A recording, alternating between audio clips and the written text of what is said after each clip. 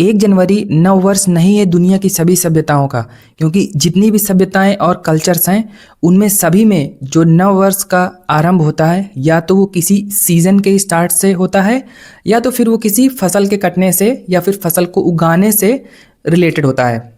अब अगर भारत की भी बात करें तो जो भारतीय नववर्ष है या तो फिर हिंदी नववर्ष या हिंदू नववर्ष जिसको बोलते हैं, वो चैत्र शुक्ल प्रतिपदा से शुरू होता है और वो बसंत ऋतु के पहले दिन से प्रारंभ होता है और उसी समय गेहूं, सरसों, चना, मटर आदि ये सब फसलों की कटाई होती है और नया अनाज घर पे आता है। इसी तरह पंजाब और हरियाणा में ये बैसाखी के दिन से शुरू होता है जो रिलेटेड है गेहूं की फसल के कटने से। और चैत्र शुक्ल प्रतिपदा को गुड़ी पड़वा भी बोलते हैं महाराष्ट्र में। और जो गुजरात का नववर्ष होता है वो दिवाली के अगले दिन से स्टार्ट होता है। इसी तरह आंध्र प्रदेश, तेलंगाना और कर्नाटक में ये उगादी से होता है और बाकी बहुत सारे जो भारत के राज्य हैं उसमें अलग अलग उनका नव वर्ष सेलिब्रेट करने का दिन होता है। जैसे उड़ीसा में ये अलग होता है, बंगाल में भी अलग होता है। अब ये केवल भारत में ही नहीं, चाइना, कोरिया और वियतनाम में ये लूनार न्यू ईयर सेलिब्रेट करते हैं और इसी तरह थाईलैंड में भी ये सितंबर से चालू होता है। तो निष्कर्ष ये कि 1 जनवरी पूरी मानव सभ्यता का न्यू ईयर नहीं है। अब ये इतना पॉपुलर कैसे हो गया? पहले के समय में जब यूरोपियन लोग पूरे विश्व में राज करते थे तो उस समय